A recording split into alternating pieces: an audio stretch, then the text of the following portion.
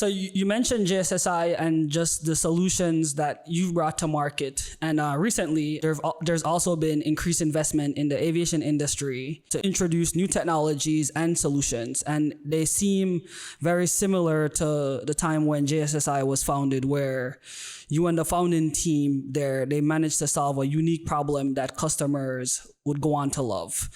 Can you kind of take us back to those early days and maybe offer some tactical advice that young founders today might find helpful? Happy to do that. I'll go back to probably 1988 at the time. And I've told the story before. There was really only one particular engine that had a guaranteed cost maintenance program. And if you look at the early days of business aviation and you go back to the 60s, in the days of the Learjet, the Lockheed Jetstar, or the Sabreliner, they all had these Generation 1 or very, very early turbojet engines. They made a lot of noise. They burned a lot of fuel. They didn't have a lot of moving parts. And then along came Allied Signal, now Honeywell, and they developed a very sophisticated high bypass ratio, very fuel efficient and very quiet stage 3 engine called a TFE 731. And everybody bought it. Falcon put it on the Falcon 10. Westwind put it on their airplane. Even Cessna put it on the Citation 3. And of course, it also powered the Lear 35. The engine did break a lot. And what was happening is the chief of maintenance or the chief pilot would always have to go down to the hall, get down the hall and ask the CFO for some money to fix the engine. And then the operator said, we need a budgetable product here.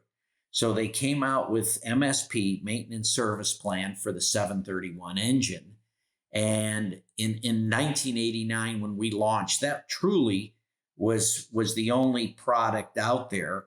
But many 731 airplanes, a lot of people said, well, we'll just roll the dice and do it ourselves. So, and it was very expensive. If you didn't take the program when you picked your airplane up at the factory, it became rather expensive to put it on later.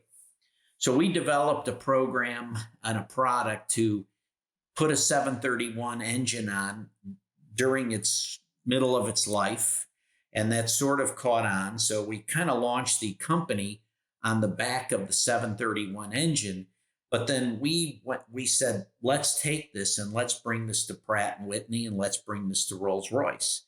So I'm very proud of the fact that we were doing Rolls-Royce engines on Gulfstreams long before there was corporate care, and we were doing PT6s and JT15Ds.